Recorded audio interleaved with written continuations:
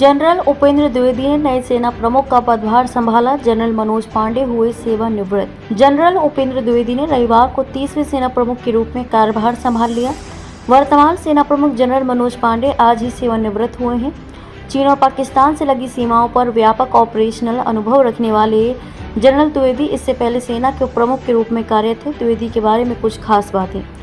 Lieutenant general Upendra Dwivedi का जन्म 1 जुलाई 1964 को हुआ था। उन्हें 15 दिसंबर 1984 को भारतीय सेना की इन्फेंट्री जम्मू और कश्मीर राइफल्स में कमीशन मिला था। उन्हें करीब 40 साल का अनुभव है। अपनी लंबी और विशिष्ट सेवा के दौरान उन्होंने कई कमांड, स्टाफ और इंस्ट्रक्शनल में काम किया है।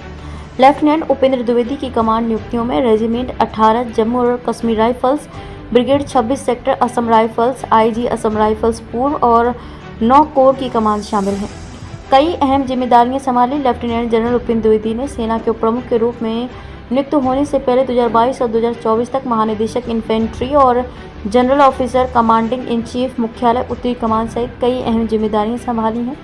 जनरल द्विवेदी ने 13 लाख कर्मियों वाली सेना का प्रभार ऐसे संभाला है जब भारत चीन से लगती वास्तविक नियंत्रण रेखा LAC सहित विभिन्न सुरक्षा चुनौतियों का सामना कर रहा है। सेना प्रमुख के रूप में उन्हें थिएटर कमांड शुरू करने की सरकार की महत्वाकांक्षी योजना पर नौसेना और भारतीय वायुसेना के साथ समन्वय करना होगा। यहाँ से हुई पढ़ाई। लेफ्टिनेंट द्विवेदी की पढ़ाई सैनिक school Rewa, national defence college और US आर्मी वॉर कॉलेज से हुई है। उन्होंने DSSC वेलिंगटन और आर्मी वॉर कॉलेज मऊ से भी कोर्स किया। इसके अलावा उन्हें USWC कार्लिसले अमेरिका में प्रतिष्ठित NTC समकक्ष पाठ्यक्रम में विशिष्ट फेलो से सम्मानित किया गया। उनके पास रक्षा और प्रबंधन अध्ययन में MPhil और सामरिक अध्ययन और सैन्य विज्ञान में 2 मास्टर डिग्री हैं।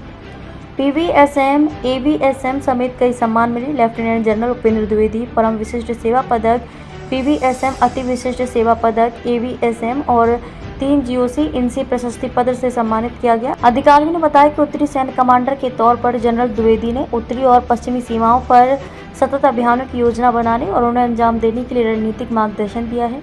उन्होंने बताया कि द्विवेदी सीमा मुद्दे को हल करने के लिए चीन के साथ चल रही बातचीत में सक्रिय रूप से शामिल थे।